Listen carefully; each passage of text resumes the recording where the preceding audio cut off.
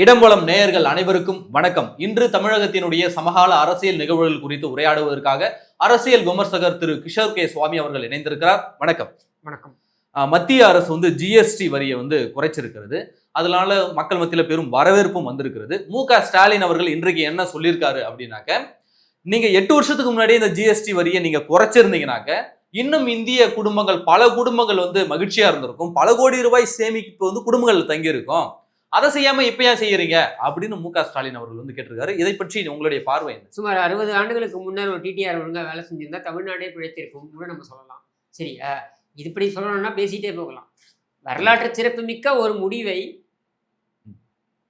மத்திய அரசாங்கம் எடுத்திருக்கிறது. அது என்ன அப்படின்னாக்க இந்த விலை குறைப்பு, ஜிஎஸ்டி விலை குறைப்பு அப்படின்ட்டு. இந்த விலை குறைப்பை அரசு சார்ந்த துறைகளிலிருந்து எப்படி நீங்கள் இதை அமல்படுத்த போறீங்க அப்படின்றது கேள்வி. உதாரணத்திற்கு அமுல், ஆவின் போன்ற நிறுவனங்கள். அமுலாவது விட்டுருங்க, ஆவின் எடுத்துப்போம். தமிழ்நாடு அரசாங்கத்துடைய கட்டுப்பாட்டில் தான் அது இருக்கு, கார்பரேஷனாக இருக்குன்னு வச்சுப்போம். அப்போ ஆவின்ல நீங்க ஏன் விலையே குறைக்கல கேட்டால், நாங்கள் நேற்றுக்கு பார்த்தீங்கன்னாக்கா ஒரு அறிக்கை, நாங்கள் விலை குறைத்திருக்கிறோம் அப்படின்ட்டு. அது எதுக்குது அப்படின்னு பார்த்தீங்கன்னா, அந்த ஃபெஸ்டிவல் டைம்ல எப்பவுமே ஒரு விலை நிர்ணயம் பண்ணுவாங்க. ஆமா, அதை கொண்டு இவங்க விலை குறைப்புன்னு கதை விடுறாங்க. நீங்க மொத்த விலையை குறைத்திருக்க வேண்டும், ஏன் இதை குறைக்கல? மற்ற எல்லா பொருட்களும் எல்லா இடத்துலையும். இப்போ வானதி சீனிவாசன் அவர்கள் பார்த்தீங்கன்னாக்கா நேற்றுக்கு கோவையில் இருக்கக்கூடிய அத்தனை கடைகளுக்கும் போறாங்க, கேட்குறாங்க விலையெல்லாம் குறைச்சிருக்கீங்களா? எம்ஆர்பி நீங்க குறைக்கணும், இதெல்லாம் குறைச்சிருக்கீங்களா அப்படின்னு கேட்குறாங்க. சரியா? கேட்டு செக் பண்றாங்க. ஓகே. எதுக்கு பண்றாங்க? மக்களுக்கு அந்த பலன் நேரடியாக போய் சேரணும் அப்படின்றதுக்காக தான் அதை பண்றாங்க. இப்போ அதை ஏன் நீங்க ஏன் உங்களுடைய பொருட்களில் பண்ண மாட்டேங்கிறீங்க? ஏன் ஆவின் விலையை குறைக்கல? நீங்க இது நியாயமா விவாத பொருள் ஆயிருக்கணுமா வேண்டாமா? ஏன் ஆகல? ஏன்மா மீடியாக்கள் அதை ஆக்க மறுக்கின்றன? அதையெல்லாம் விட்டுட்டாங்க. அதிமுகவில் செங்கோட்டையின் ஒண்ணுக்கு போனாரா இல்லையா?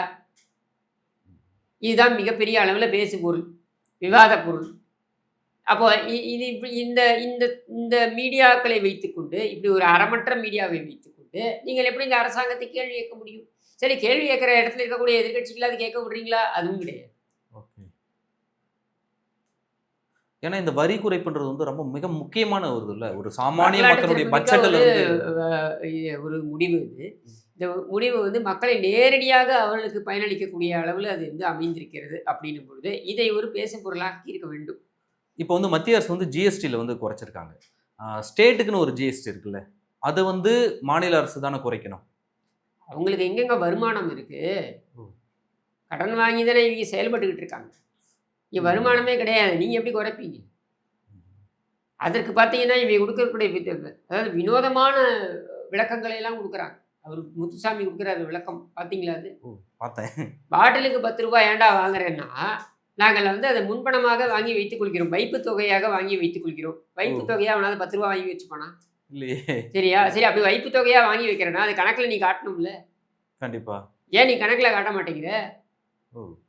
அப்போ அந்த 10 ரூபா போகிற இடம் மறைமுகமாக அதுதான் கேட்குறேன். அப்போ வைப்பு தொகையாக நீங்கள் சொல்கிறேன்னா, அப்போ இதுதான் அந்த 10 ரூபா, இந்த வாழைப்பழ கதை தான். புரியுது. அந்த பழம் என்கிட்டனா இதுதான் அந்த பழம் அப்படின்ற மாதிரி, இதுதான் அந்த 10 ரூபா அப்படின்னு நீ சொல்கிறேன்னா, அப்போ அந்த 10 ரூபாயை நீ எங்கே கணக்கில் காட்டீங்கன்னா அது அதுதான் அந்த 10 ரூபா. இப்படி பேசுறதுக்கு ஒரு அமைச்சர். இப்போ உங்களுக்கு சமீபத்தில் உங்களுக்கு நல்லா தெரியும், தமிழ்நாடு அரசு இவங்க பொறுப்பேற்றதுல இருந்து தொடர்ச்சியாக அந்த வரிகளை மக்கள் மத்தியில் தொடர்ச்சியாக ஏற்றிக்கிட்டே இருக்காங்க. அப்போ இவங்க மத்திய அரசை பார்த்து முன்னாடி பத்திரப்பதிவு துறையில் பார்த்தீங்கன்னாக்க கணிசமாக ஏற்றி இருக்கிறார்கள் அந்த கட்டணங்களை எல்லாம். ஏன் கட்டணங்களை ஏற்றினார்கள் கேட்டால், எது கேட்டாலும் மத்திய அரசாங்கத்தினால தான் நாங்கள் அதை செய்கிறோம், மத்திய அரசாங்கத்தில் தான் நாங்கள் செய்கிறோம்னு சொல்கிறீங்க. பத்திரப்பதிவு துறையில் நீங்கள் ஏற்ற வேண்டிய அவசியம் என்ன? எங்கேருந்து மத்திய அரசாங்கம் உங்களுக்கு அழுத்தம் கொடுத்தது? ஏன் கதை விடுறீங்க? சரியா? சரி, அப்படியே மத்திய அரசாங்கம் எங்களை கட்டுப்படுத்தினாலும் நாங்கள் அதுக்கு கட்டுப்பட மாட்டோம். நாங்கள் பார்த்தீங்கன்னாக்கா மின்சார கட்டணங்கள் பார்த்தீங்கன்னாக்கா மாதம் ஒரு முறை அப்படின்னு நாங்கள் பில் கட்டணத்தை கொண்டு வருவோம். உத்தரவாதத்தை நீங்கள் தானே கொடுத்தீங்க. ஏன் இன்னி வரைக்கும் உங்களால் நிறைவேற்ற முடியல? பெட்ரோல் விலை என்னவாக இருந்தாலும் நாங்கள் குறைப்போம் சொன்னீங்களா இல்லையா? கேஸ் விலை என்னவாக இருந்தாலும் நாங்கள் குறைப்போம் சொன்னீங்களா இல்லையா? ஏன் அதெல்லாம் செய்யல நீங்க? இதையெல்லாம் நீங்கள் கொடுத்த உத்தரவாதங்கள் தானே. இதெல்லாம் மத்திய அரசாங்கம் இப்படித்தான் இருக்கும் என்று தெரிந்து கொடுத்த உத்தரவாதங்கள் தானே. ஏன் உங்களால் நிறைவேற்ற முடியவில்லை? இதெல்லாம் அவங்களோட தேர்தல் சொத்து வாக்குறுதி. வரியை கொண்டு வந்தீங்க கேட்டா மத்திய அரசாங்கம் முடிவு செய்ததால் வேற வழி இல்லாமல் நாங்கள் ஏத்துக்கிறோம். இப்ப மத்திய அரசு குறைச்சிருக்கு, இவங்க ஏன் நீங்க குறைக்க அதை ஏன் மாட்டாங்க? குறைக்கல? அப்போ இந்த கேள்வியெல்லாம் இங்க இவர்கள் சட்டையை பிடித்து நாம் கேட்கணும். ஏன்னா இவர்களுடைய வரி இருக்கு பாருங்க, இவர்கள் போடுகின்ற இங்க மாநில அரசாங்கம் போடுகின்ற வரி அல்லது ஜிஎஸ்டியிலே இவர்களுக்கு வரக்கூடிய தொகை இருக்கு பார்த்தீங்களா, இதை ஆமா. இல்லைன்னா இவங்க கடனுக்கு வட்டி கட்ட முடியாது. கடனுக்கு வட்டி கட்ட தான் இது பயன்படுது. அப்ப அரசு வருவாய் முழுக்க கடனுக்கு தான் இவங்க கடனுக்கு தான் போயிருக்கு. அதுதான் நம்ம திருப்பி சொல்றோம். நீ வரக்கூடிய அரசு வருவாய் என்பது கணிசமாக வந்திருக்கிறது. இதுதான் எடப்பாடி பழனிசாமி அவர்கள் கேட்கிறார்கள். நீ கணிசமாக வரவு வருதுன்னு சொல்றீங்க. 1,00,000 கோடி வருது. அது 1,00,000 கோடி எங்க போச்சு? நீ ஏன் 5,00,000 கோடி 6,00,000 கோடி கடன் வாங்குற? இந்த 6,00,000 கோடி கடன் வாங்கி நீ அதை மக்களுக்கு கொண்டு போய் சேர்த்திருக்கியானா அதுவும் இல்லையே. திட்டங்களை எல்லாம் நிறுத்திட்ட. தாலிக்கு தங்கம் நிறுத்திட்ட, மாணவர்களுக்கு லேப்டாப் நிறுத்திட்ட, என்ன சைக்கிள் அது கொடுக்கறதே கிடையாது, அம்மா குடிநீர் நிறுத்திட்ட, அம்மா உப்பு நிறுத்திட்ட, அம்மா சிமெண்ட் விலையை ஏற்றிட்ட, இப்படி எல்லாத்தையும் நிறுத்திட்டு என்னதான் பண்ண அந்த பணத்தை? இதற்கு ஒரு பதிலே இல்லையே. வெள்ளை அறிக்கையை விடுவேன். இதை பேர் பிடிஆர் பழனிவேல் தியாகராஜன் அவர் நிதியமைச்சராக முதல்ல இருந்தார் இல்லையா, அதுக்கு முன்னால அவரோட நானே ஒரு விவாதத்தில் பங்கேற்றிருக்கேன். ஒரு ஆங்கில ஊடகத்திற்கு ஒரு விவாதம். இந்த விவாதத்தில் பார்த்தீங்கன்னா அவர் சொல்றார், என்ன சொல்றார், இதை மாதிரி நாங்கள் வந்து கடன் நிறைய வாங்கியிருக்காங்க தமிழக அரசாங்கம். நாங்கள் ஆட்சிக்கு வந்த உடனேயே, அதாவது திமுக ஆட்சிக்கு வந்த உடனே, இது வந்து ஜனவரி 2021 இந்த விவாதத்தில் என்னோட அவர் விவாதிக்கும் பொழுது அங்கே சொல்றார். இதெல்லாம் பதிவில் இருக்கு, டைம்ஸ் நவுன்னு நினைக்கிறேன், ஸ்னோ மிரர் நவ். அதில் அவர் சொல்றார், என்ன சொல்றாரு, நாங்கள் ஆட்சிக்கு வந்த உடனேயே நாங்கள் இதை நிதிநிலையை சரி செய்வோம். 6 மாதங்களில் எல்லாம் நாங்கள் சரி செய்வோம். 6 மாதங்களில் இவரை சரி செஞ்சு வெளில அனுப்பிச்சிட்டாங்க. சரியா, 30,000 கோடி அடிச்சுன்னு போறான் மாப்பிள்ளையும் என்ன பையனும் அப்படின்றத அவர் போட்டு உடச்சிட்டாரு. அப்படின்றதுனால இவரை சரி செஞ்சு வெளில அனுப்பிட்டாங்க. நிதிநிலை எங்க சரி செஞ்சீங்க? ஒண்ணுமே சரி செய்யலையே. இன்னொரு விஷயம், இன்னைக்கு நீதிமன்றத்தில் வந்து திமுக அரசு என்ன ஒரு தீர்ப்பு வந்திருக்குனாக்க, ஏபிஆர்ஓ அதாவது அசிஸ்டன்ட் பப்ளிக் ரிலேஷன் ஆஃபீஸர் வந்து திமுக ஐடி விங் சேர்ந்தவர்களை வந்து அதில் நியமிக்க பார்க்குறாங்க, அதில் விதிகளை திருத்தம் பண்ணியிருக்காங்கன்னு சொல்லிட்டு யாரோ ஒருத்தர் வந்து வழக்கு. அதிமுக சேர்ந்தவர்கள் யாரோ ஒருத்தர் இல்ல, அதிமுக அவர் வந்து இடையீட்டு மனு தான் கொடுத்தாருன்னு நினைக்கிறேன். அதிமுக சேர்ந்தவர்கள் தான் நுழைஞ்சிருக்காங்க. அதான் இன்பதுரை அண்ணன் வந்து இடையீட்டு மனு இப்ப கொடுத்திருக்காரு போல. இது எப்படி பாக்குறீங்க? ஐடி விங் சார்ந்தவர்களை அதுக்குள்ள நுழைக்க முடியுமா? இல்ல பண்றாங்களே. இப்ப என்ன இல்ல பெரிய விஷயம் என்னன்னா, டிஐபிஆர்னு இருக்கு. இந்த டிஐபிஆர்ன்றது என்னன்னா, இது வந்து அரசாங்கத்துடைய அந்த என்னென்ன திட்டங்கள் இருக்கோ அதையெல்லாம் மக்களிடம் கொண்டு போய் சேர்க்க பப்ளிசிட்டி டிபார்ட்மெண்ட் கூட வச்சுக்கலாம் அதை. சரியா, இதுக்கு 120 கோடி ரூபாய் ஒதுக்கியிருக்காங்க. இப்போ இந்த 120 கோடி ரூபாயும் எதற்காக ஒதுக்கி இருக்கிறார்கள் என்றால், முழுக்க வெறும் சோசியல் மீடியால இயங்கக்கூடிய நபர்களுக்கு ஒதுக்குறாங்க. இதை கொஞ்சம் விளக்கமா சொல்லுங்களேன். 120 கோடி ரூபாயை ஒதுக்கு. இப்ப முன்னாடினா டிஐபிஆர் என்ன இருக்கும்னா, அரசாங்கத்துடைய திட்டங்களை எல்லாம் கொண்டு போய் சேர்க்கிறது. ஆமா, சரியா. இப்ப என்ன பண்ணுவாங்க, விளம்பரங்கள் கொடுக்கறது. எதுக்கெல்லாம் கொடுப்பாங்க, மீடியா ஹவுஸுக்குலாம் கொடுப்பாங்க. இப்போ நியூஸ் பேப்பர் பிரிண்ட் மீடியா வருதுன்னா இண்டு கொடுப்பாங்க, தந்திக்கு கொடுப்பாங்க. இந்த அரசாங்கம் வந்ததுக்கு அப்புறம் விடுதலை கூட கொடுக்குறாங்க. விடுதலை பத்திரிகை கூட எத்தனை பேர் படிக்கிறாங்க விடுதலை பத்திரிகை? இல்ல, நான் அதுக்கு மாதம் 5 லட்சம் ரூபாய் சந்தா கொடுக்குறாங்க இவங்க. சரியா, 5 லட்சம் ரூபாய் விளம்பரங்களுக்கு கொடுக்குறாங்க. சரியா, இந்த மாதிரி சீப்பு செந்திலுக்கு 5 லட்சம், இப்படி வரவங்க போறவங்கலாம் தங்கி கொடுத்துக்கிட்டு இருக்காங்க. சரியா, இப்போ என்ன பண்றாங்கன்னா, இந்த மெயின் ஸ்ட்ரீம் மீடியா இருக்கு இல்லையா, இதை விட எஃபெக்டிவா சோசியல் மீடியா இருக்குன்றதை முடிவை செய்துவிட்டு இவர்கள் 120 கோடி ரூபாயை ஒதுக்கி இதை கொண்டு போய் அவங்களுக்கு கொடுக்குறாங்க. இப்போ நீங்க சமீபத்தில் பார்த்துருப்பீங்கல்ல, அந்த திமுகவுடைய கூட்டத்திற்கு வந்து இன்ஸ்டாகிராம்ல நிறைய இளைஞர்கள் நிறைய பேர் வந்து, யாரோட பணம் நினைக்கிறீங்க, திமுக பணமா? கிடையாது, நம்ம பணம். டிஐபிஆர்ல கொடுக்குறாங்க. அதை டிஐபிஆர்ல கொடுக்குறாங்க. 120 கோடி ரூபாய் வெறும் இன்ஸ்டாகிராம், ஃபேஸ்புக், ட்விட்டர் இதுல எல்லாம் இயங்கக்கூடிய நபர்களுக்கு, கணிசமாக பின்பற்றாளர்களை வைத்திருக்கக்கூடிய நபர்களுக்கு இவர்கள் கொடுக்கிறார்கள். இந்த அரசாங்கத்தை பற்றி பேச வேண்டும். அதுக்கப்புறம் வந்து இவங்க திமுகவை பற்றி, அது அரசாங்கத்தை பற்றி ஆரம்பிச்சு திமுகவை பற்றி ப்ரொபகண்டா. இதற்கு மக்களுடைய பணத்தை பயன்படுத்துகிறார்கள். 120 கோடி ரூபாய், ₹1 ₹2 கிடையாது. சரியா, இது வெறும் இவங்களுக்கு மட்டுமே அப்படின்னா மீடியாவுக்கு எவ்வளவு தருவாங்கன்னு யோசிச்சு பாருங்க. இப்ப புரியுதா? அவங்க நினைக்கிறது தான், இங்க டிஐபிஆர் முடிவு செய்வது தான் அவர்கள் அங்கே விவாதமாக எடுப்பார்கள். ஏன்னா தந்தி டிவிக்கு இவங்கள்ட்ட பணம் போகணும் விளம்பரத்துக்கு, புதிய தலைமுறைக்கு இவங்கள்ட்ட பணம் போகணும் விளம்பரத்துக்கு, நியூஸ் 7க்கு விளம்பரம் போகணும் பணம், இதுக்கு பாலிமருக்கு, எல்லா தொலைக்காட்சிக்கும் போகுது டிஐபிஆர்ல இருந்து. இவங்க பணம் வர்ற இந்த பணத்தை வேணாம் யாரா சொல்லுவாங்களா? அது எப்படி சொல்லுவாங்க? அரசாங்கத்தோடைய பணம் யாருது? அதுதான் சொல்றேன். திமுகவை பொறுத்த வரைக்கும் கடை தேங்காய் எல்லாம் கேள்விப்பட்டிருப்போம். கடை தேங்காயை எடுத்து வழிப்பிள்ளையாருக்கு உடைத்த கதைன்னு கேள்விப்பட்டிருக்கோம். இவங்க அப்படி கிடையாது. இவங்க கடை தேங்காயை திருடி வழிப்பிள்ளையார் மண்டை மீதே உடைத்து தேங்காய் சில்லுகளையும் இந்த குடும்பத்தினரே பொறுக்கி கொண்டு செல்வார்கள். நான் சொல்வேன் எப்பவுமே அதுதான் இங்கே நடந்து கொண்டிருக்கிறது. மக்களுடைய பணத்தை எடுத்து மக்களை ஏமாற்றுவதற்கு, போலி விளம்பரங்களை கொண்டு போய் சேர்ப்பதற்கு, மக்களுடைய பணத்தை வைத்தே இவர்கள் மீடியாவை இயக்குகிறார்கள். மீடியாவை மட்டுமில்லை, சோசியல் மீடியாவையும் இயக்குகிறார்கள். சின்ன சின்ன வாண்டு பசங்கள்லாம் கூப்பிட்டு கொடுக்குறாங்க பார்த்தீங்களா? ஆமாம். உள்ளுக்குள்ள 1 லட்சம் சேர் போட்டிருக்காங்க, வெளியில 1.5 லட்சம் சேர் போட்டு நிற்கிறாங்க. ஆளுங்க நிற்கிறாங்க. உள்ளுக்குள்ள 1 லட்சம் சேர், வெளியில 1.5 லட்சம் பேர் நிற்கிறாங்க. எப்படின்னு சொல்லி பேச வைக்கிறாங்க பார்த்தீங்களா? இது எல்லாமே டிஐபிஆர் சொல்லி செய்யுது. இன்னொரு விஷயம், அந்த ஏபிஆர்ஓ அவங்க வந்து அரசு ஜாப்னு, அரசு வேலைன்னு வச்சுக்கோங்களேன். நமக்கு டிஎன்பிஎஸ்சி இருக்கு, தேர்வு நடத்தி அரசு பணியில் தேர்வு செய்யுது. அப்போ அந்த கட்டுப்பாட்டுக்குள்ள இது வராது. அதுவே நடக்கலைங்க. டிஎன்பிஎஸ்சியே இவங்க டிஎன்பிஎஸ்சி வழியாக தேர்வு அப்படின்றதே முறையா இவங்க செய்யலன்றதான குற்றச்சாட்டு. ஓகே. இந்த ஏபிஆர்ஓக்கு மட்டும் இல்லை, எல்லா துறையிலும் இதான் பிரச்சனையே. இதைத்தான் நம்ம கிளப்பி இருக்கும். போக்குவரத்து துறையிலும் இது நடக்குது, ஊரக வளர்ச்சி துறையிலும் இது நடக்குது. இப்போ ஐடி விங்க சார்ந்தவர்களை குறிப்பா உள்ள நுழைக்கிறதுக்கு அப்ப திமுகவுடைய அஜெண்டா, அவங்களுக்கு ஏதாவது வருமானம் இருக்கணும்ல. தேர்தல் சமயத்தில் அவங்க வேலை செய்யறதுக்கு அவங்களுக்கு ஏதாவது வருமானம் இருக்குல்ல. திமுக அவருடைய பாக்கெட்ல தரத்துக்கு பதிலாக இவங்க கொடுத்துட்டு போறாங்க. அதாவது இவங்க கொள்ளையடிச்சது எடுத்து அது கூட செலவு பண்ண மாட்டாங்களாம்.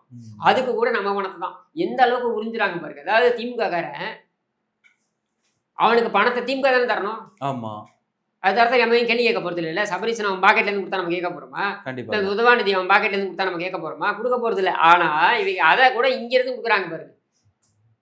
இந்த குடும்பம் எப்படிப்பட்டதுன்னா, டீல ஈ விழுந்தா டீயும் உறிஞ்சி ஈயும் உறிஞ்சுவாங்க. ஓகே. இன்னொரு விஷயம் என்னன்னாக்க, டிடிவி தினகரனை வந்து அண்ணாமலை அவர்கள் வந்து சந்திச்சிருக்கிறாரு. அது சந்திச்சதோடு மட்டும் அல்லாமல் நான் ஓபிஎஸ்சியும் போய் சந்திக்க போறேன், புரிந்தவர் அவங்கெல்லாம் திரும்ப மீண்டும் என்டிஏ கூட்டணியில் கொண்டு வர போறோம் அண்ணாமலை பேசுறாரு. என்னன்னாக்க தமிழ்நாடு பிஜேபிக்கு தனியா தலைவர் இருக்கிறாரு, ஆனா அண்ணாமலை எந்த பொறுப்புலையுமே கிடையாது. ஏன் இப்போ தனிநபர்கள் பேசுவதற்கெல்லாம் நம்ம வந்து முக்கியத்துவம் கொடுக்க வேண்டிய அவசியமே கிடையாது. கூட்டணியை பொறுத்த வரைக்கும் மிக தெளிவாக திரு எடப்பாடி பழனிசாமி அவர்கள் சொல்லிவிட்டார்கள். என்ன, பாஜகவை சேர்ந்த மூத்த தலைவர் திரு அமித்ஷா அவர்களும், அதிமுகவை சேர்ந்த நானும், பொதுச் செயலாளர் என்ற நிலையில நாங்கள் தான் இறுதி முடிவை எடுப்போம். நாங்கள் இருவரும் தான் இறுதி முடிவை எடுப்போம். அதை தெளிவுபடுத்திட்டார். இதுக்கு மேல நான் போய் அவரை சந்திக்கிறேன், அவர் வந்து இவரை சந்திக்கிறார், இவர் வந்து யார் வேணா சந்திச்சு போங்க. நம்மை பொறுத்தவரைக்கும் ரொம்ப தெளிவாக சொல்லியாச்சு. அமித்ஷா அவர்கள் இன்னொன்று ஒரு விஷயத்தை தெளிவுபடுத்திட்டார். என்ன தெளிவுபடுத்திட்டாரு? தேசிய ஜனநாயக கூட்டணிக்கு தலைவர் திரு எடப்பாடி பழனிசாமி, தமிழ்நாட்டில் திரு எடப்பாடி பழனிசாமி, மோடி எப்படி மத்தியில் இருக்கிறாரோ அந்த மாதிரி இங்கே இவர் அப்படின்றத தெளிவுபடுத்திட்டார். அப்போ ரொம்ப தெளிவாயிடுச்சு. நம்முடைய முதலமைச்சர் வேட்பாளர், தேசிய ஜனநாயக கூட்டணியுடைய முதலமைச்சர் வேட்பாளர், தேசிய ஜனநாயக கூட்டணியுடைய மாநில அளவில் தேசிய ஜனநாயக கூட்டணியுடைய தலைவர், இதெல்லாமே முடிவாகிவிட்ட விஷயம். இதுல இவர் அவரை சந்தித்தார், அவர் இவரை, வேலை இல்லாதவன் 4 பேர் சந்திச்சுட்டு தான் இருப்பான். அதுக்கெல்லாம் நம்ம வந்து விளக்கம் கொடுத்துட்டு இருக்கோம். மீடியாவுக்கு வேற வேலை கிடையாது, இதையெல்லாம் எடுத்து போட்டுக்கிட்டு இருப்பான். ஏன்னா அவனை பொறுத்த வரைக்கும் அவன் மக்கள் சார்ந்த பிரச்சனைகளை பேசுவதற்கு அவனுக்கு முடியல, கட்டுப்பாடுகள் நிறைய இருக்கு. அதனால இது போன்ற விஷயங்கள் எல்லாம் எடுத்து பேசி இவர் அவரை சந்தித்தார், அவர் இவரை சந்தித்தார்.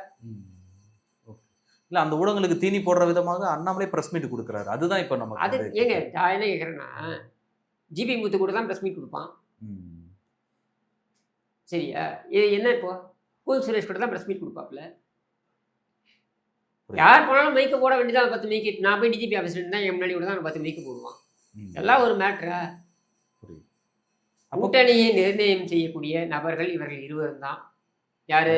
பாஜக சார்பில் அமித்ஷா அவர்களும், அதிமுக சார்பில் திரு எடப்பாடி பழனிசாமி அவர்களும். அவ்வளவுதான். இவங்க தான் இறுதி முடிவை எடுக்க முடியும். மற்ற அள்ளு சில்லறைகள்லாம் இங்கே பேசிச்சு, அங்கே பேசிச்சு, அங்கே பேசிச்சு, இங்கே பேசிட்டே இருக்க வேண்டியதுதான். திருவாரூரில் நடிகர் விஜய் அவர்களுடைய பிரச்சாரத்தை வந்து நீங்கள் வந்து கேட்டிருப்பீங்க. அந்த பிரச்சாரத்துக்கு அவர் வரும்பொழுது அவருக்கு வந்து ஜேசிபியில் கிரெயினில் வந்து ஒரு பெரிய மாலை போட்டாங்க. அந்த மாலை போட்டதுக்காக அந்த கிரெயினை ஓட்டிட்டு வந்தார் இல்லையா தம்பி, அவர் மேலே அந்த ஓட்டுநர் மீது வழக்கு, தாவேக தொண்டர்கள் 4 பேர் மீது வழக்கு, காவல்துறை பதிவு பண்ணியிருக்கு. காவல்துறை வந்து தன்னிச்சையா பதிவு பண்ணதா அல்லது மேலிடத்துல இருந்து அழுத்தமான்னு தெரியல. இந்த போக்கு எப்படி பாக்குறீங்க? மேல இடத்துல இருந்து அழுத்தம் தாங்க. வேற என்ன இருக்க முடியும் சொல்லுங்க. காவல்துறைக்கு புரிஞ்சுக்கோங்க. காவல்துறையை பொறுத்தவரைக்கும் அவங்க வந்து சிறப்பாக செயல்படக்கூடியவர்கள். அந்த தமிழக காவல்துறை வந்து சிறப்பாக செயல்படக்கூடியவர்கள். ஆனால் பிரச்சனை என்னன்னா அவர்கள் கையில் கட்டப்பட்டிருக்கு. அரசியல் தலையீடு. அப்ப அவங்க வந்து எங்களுடைய அதாவது கருணாநிதியுடைய ஊர் திருவாரூர். சரியா? அந்த இடத்துலயே வந்து பவர் காட்டுற. அந்த இடத்துல பவர் காட்டுறதுக்கு நீ இவ்வளோ பெரிய மாலையை கொண்டு வந்து நீங்க போடுவீங்க. ராட்சத மாலையை கொண்டு வந்து நீங்க போடுவீங்களா? அப்படின்னா சமீபத்துல எத்தனையோ தலைவர்களுக்கு போடுறாங்க. திருமாவளவனுக்கு போட்டாங்க அப்படி ஒரு மாலையை. இப்போ சமீபத்துல எடப்பாடி பழனிசாமி போன பொழுது அவருக்கு வந்து சேலத்துல எங்கேயோ பெரிய மாலையை போட்டு வரவிட்டாங்க. அன்புமணி ராமதாஸ் போன பொழுது பெரிய மாலையை போட்டாங்க. மருத்துவர் ராமதாஸ் அதை விமர்சனம் வேற பண்ணார். ஆமா, கண்டிப்பா. பாத்தீங்களா? இவ்வளவு பெரிய மாலையை போடுறது என்னோட கட்சியோட வழக்கம் கிடையாது. ஆனா அவர் போட்டுக்கிறாரு அது மாதிரிட்டு. அப்ப அங்கெல்லாம் நீ ஃபைல் பண்ணாம ஏன் இவர் மேல நீ பண்ற? உன்னுடைய கட்சி அல்லு செல்லுங்கள்லாம் மாலையை கொண்டு வந்து இது பண்றான். ஆமா, திமுகவிலே பல நேரு மகன் அருண் நேரு வந்தாருனாக்கா அவ்வளவு பெரிய ராட்சத மாலையை கொண்டு போய் போடுறாங்க. அவன் இருக்கான் பாருங்க, துரைமுருகன் மகன் ஒருத்தர் இருக்கான் பாருங்க, உதவ கதிரானந்த். அவன் அந்த சோத்த முட்டை வந்தான்னாக்கா அவனுக்கு வந்து இவ்வளோ பெரிய மாலையை கொண்டு போய் இப்படி போடுறானுங்க. அதுக்கெல்லாம் எதுவும் வழக்கு போடலையே. ஏன் விஜய்க்கு மட்டும் பண்றீங்க? அதான் இதன் மூலமா என்ன சொல்ல வருது? ஒண்ணுமே கிடையாது. இவங்களை பொறுத்த வரைக்கும் இவங்களுக்கு ஒரு தொடர் நடிகைகள், இவர்களுக்கு ஒரு பயம், விஜய் தங்களுடைய வாக்குகளை விழுங்கி விடுவாரோ அப்படின்றதுக்காக அவர் குடசல் கொடுக்குற பேர் விடி இதெல்லாம் பண்றாங்க. இதையெல்லாம் செய்வதனால அது விஜயுடைய கட்சிக்கும் விஜய்க்கும் இன்னும் கூடுதல் உத்வேகத்தை தான் கொடுக்கும். வேற என்ன பண்ணும்? இல்ல தொண்டர்களை ஒருவேளை அடைக்கலாம்னு நினைக்கிறாங்க. எப்படி அடக்குவீங்க? இல்ல அடுத்த தடவை செயல்படுவாங்க. நீங்க எப்ப நீங்க இந்த கட்டுப்பாடுகளை கொண்டு எப்பவுமே நீங்க புரிஞ்சுக்கோங்க. நீங்கள் அதிகமா கட்டுப்பாடுகளை கொண்டு வரதான் அது வீரியமாகும். அப்ப விஜயே சொல்றாருல, என்ன சொல்றாரு? நான் 3 நிமிஷம் பேசிட்டு போவேன். அதுக்கே நீ இவ்வளவு கட்டுப்பாடு போடுற. அப்ப நான் 15 நிமிஷம் பேசுறேன். ஓகே, அது இன்னும் ட்ரிகர் பண்ணுவாங்க. அவ்வளவுதான். அதான் நடக்கும். உளவியல் ரீதியா அதானே நடக்கும். நிச்சயமா. என்ன சாதிக்க போற நீ? ஒரு 2 தினங்களுக்கு முன்னாடி பார்த்தீங்கன்னாக்க பாலஸ்தீனத்தில், அதாவது காசாவில் வந்து இஸ்ரேலுக்கும் காசாவுக்கும் போர் நடக்குது. அதற்கு அமைதி வேணும், அந்த போர் நிறுத்தம் பண்ணணும்னு சொல்லிட்டு இங்கே சென்னையில் தமிழ்நாட்டை சார்ந்த திமுகவினுடைய கூட்டணி கட்சிகள், அப்புறம் திரை பிரபலங்கள் உட்பட சில பேர் வந்து இங்கே வந்து போராட்டம் பண்ணாங்க, ஒரு ஆர்ப்பாட்டம் பண்ணாங்க. அதில் அமீர்லாம் ஒரு கட்டத்தில் உச்சகட்டத்தில் போயிட்டு அங்கே போர் நிறுத்தம் செய்யும் வரை இங்கே கூட்டணி தொடரும் அப்படிலாம் பேசியிருக்காரு. இது எப்படி பார்க்குறீங்க? இதெல்லாம் என்ன மாதிரியான? இங்கே காசிமேட்டில் தூய்மை பணியாளர்கள் விரட்டி கைது பண்ணிக்கலாம்.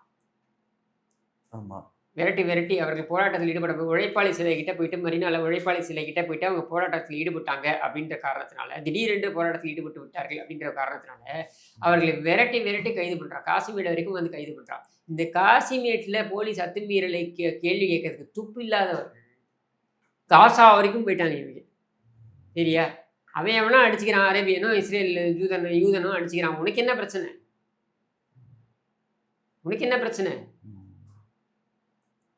இப்ப இதெல்லாம் ஒரு ஒரு விவகாரம் நீ கொண்டு வந்து நீ உழப்பிக்கிட்டு இருக்க. அங்கே சுற்றி 47 முஸ்லீம் நாடுகள் இருக்கு. 47 முஸ்லீம் நாடுகளும் அமைதியா இருக்கு. இதை பத்தி கண்டுக்காம இருக்கு. சரியா? அவன் சவுதி அரேபியாக்காரனே கண்டுக்கல, சிரியா கண்டுக்கல, ஜார்டன் கண்டுக்கல. இதெல்லாம் அங்கே சுற்றி இருக்கக்கூடிய நாடுகள். அவனே கண்டுக்கல, எகிப்து கண்டுக்கல, இவெல்லாம் கண்டுக்கல. நீ இங்கே உட்காந்துக்கிட்டு என்னமோ வந்துட்டு வள்ளுவர் கூட்டத்துலேருந்து ஏய் இஸ்ரேல், ஏய் அமெரிக்கா நீ மிரட்டினா அவன் பயந்துருவானே. நாங்களாம் என்ன லூஸா? இதை உடனே முஸ்லீம்களுடைய பிரச்சனை. இது முஸ்லீம்களுடைய பிரச்சனை யார் சொன்னது? அப்போ 47 முஸ்லீம் நாடுகள் ஏன் இதை பற்றி கண்டுக்காமல் இருக்காங்க? ஆமாம், சரியா? அவன் பிரச்சனை அவன் பார்த்துக்கிறான். நீ இங்கே இருக்கிற பிரச்சனைக்கு என்னன்னு பதில் சொல்லு. இங்கே இஸ்லாமியர்களுக்கு எதிரான நடவடிக்கைகள் அப்படின்றது அதிகமாக இருக்கு அப்படின்றத பல இயக்கங்கள் வந்து முன்வைத்திருக்கிறாங்க. அதையும் நீ பேச மாட்டேங்கிற? இங்கே இஸ்லாமிய கைதிகள் விடுதலை செய்வது அப்படின்றதுல நிறைய சிக்கல்களை இங்கே இருக்கக்கூடிய மாநில அரசாங்கம் ஏற்படுத்தி இருக்கு. அதை பற்றி ஏன் நீ பேச மாட்டேங்கிற? இதையெல்லாம் நீ பேசு. அதை விட்டுவிட்டு காசா வரைக்கும் இவங்க போயிடுவாங்களாம். கூரை மேலே ஏறி கோழி பிடிக்க முடியல, நீ வந்து வானம் ஏறி வைகுண்டத்தை காட்ட போறியா? இது ஒரு திசை மாற்றம் அரசியலா? வேற என்ன? வேற ஒன்று. அது ஒரு திசை மாற்றம். இன்னொன்று என்ன, சிறுபான்மைக்கு இவர்கள் தான் நிற்கிறார்களாம். அதாவது அங்கே இருக்கக்கூடிய பிரச்சனையை முஸ்லிம்களுடைய பிரச்சனையாக மாற்றி அந்த முஸ்லிம்கள் இங்கே இருக்கக்கூடிய முஸ்லிம்களுடைய பிரச்சனை என்று அதை கொண்டு வந்து இவர்கள் காண்பிப்பது. இப்படி ஒரு வழி இருக்கு. இதுதான் இவர்கள் செய்து கொண்டிருக்கிறார்கள். வேற ஒன்றுமே கிடையாது. அப்போ இங்க இருக்க இஸ்லாமியர்களுக்கு வந்து நாங்க இஸ்லாமியர்களுக்கே ஆதரவா இருக்கிறது மூலமாக நாங்க தான் சிறுபான்மையினர் நம்ம பாதுகாப்பு நாட்டில் இருக்கக்கூடிய முஸ்லீம் நம்முடைய சக குடிமகன்கள். ஆமா. சரியா? நமக்கு என்ன உரிமை இருக்கோ அதே உரிமை அவர்களுக்கும் இருக்கு. ஒரு இந்துவாக எனக்கு என்ன உரிமை இருக்கோ ஒரு முஸ்லீமாக அதே உரிமை அவருக்கு இருக்கு. இது என் நாடு என்றால் அவர்கள் நாடும் தான். சரியா? இந்த இடத்துல எந்த குழப்பமும் இல்லை. அப்படின்னும் பொழுது ஏதோ ஒரு நாட்டில் ஏதோ ஒரு பிரச்சனை அங்கே நடக்குது அப்படின்றத நீ வந்து முஸ்லீம்கள் பிரச்சனையாக மாற்றி, அது முஸ்லீம்கள் பிரச்சனையே கிடையாது. ஆனால் அதை முஸ்லீம்கள் பிரச்சனையாக மாற்றி அதை இங்கே இருக்கக்கூடிய முஸ்லீம்கள் வந்து அதற்கு வந்து குரல் கொடுக்க வேண்டும்னு கொண்டு வந்து அதுக்கு நாங்கள் இங்கே குரல் கொடுக்குறோம்னா இங்கே இருக்கக்கூடிய முஸ்லீம்களுடைய அடிப்படை பிரச்சனைகள் நிறைய இருக்கு. அது பற்றி நீ ஏன் குரல் கொடுக்கல? இந்த அரசாங்கத்தால் அவர்களுக்கு ஏற்படுகின்ற சிக்கல்கள் குறித்து நீ ஏன் குரல் கொடுக்கல? அதையெல்லாம் பேசுறது இல்லை. எத்தையாவது ஒன்று இந்த மாதிரி பிடிச்சிக்க வேண்டியது. அந்த இஸ்லாமியர்களை பற்றி நீங்கள் சொன்னதால சொல்கிறேன். உங்களுக்கு நல்லா தெரியும், திருநெல்வேலியில் வந்து ஜாகிர் ஹுசேன், அப்புறம் இங்கே புதுக்கோட்டை மாவட்டத்தில் வந்து ஜவஹர் அலி, இந்த மாதிரி சொல்லிட்டு அந்த சமூக ஆர்வலர்லாம் கொல்லப்பட்டிருக்காங்க.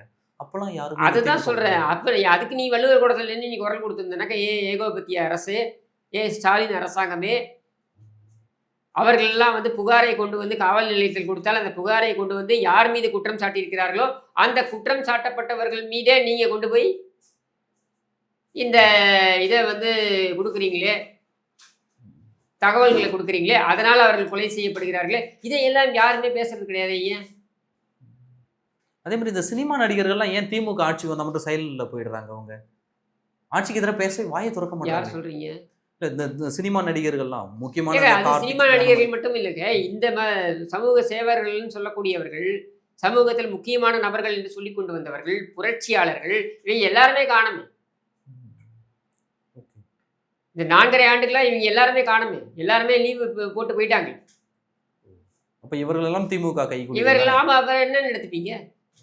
ஆட்சியார் தான். எந்த ஆட்சிக்கு எதிராக பேசுறவங்க தான் நாங்க யோகியமான புரட்சியாளன். இந்த ஆட்சி வந்ததுக்கு அப்புறம் வாயை திறக்கலன்னா அப்புறம் என்ன எடுத்துக்க முடியும்? நிச்சயமான இன்றைக்கு நிறைய தகவல்களை சமகால அரசியல் நிகழ்வு பற்றி நிறைய விவாதித்தோம். மிக்க நன்றி.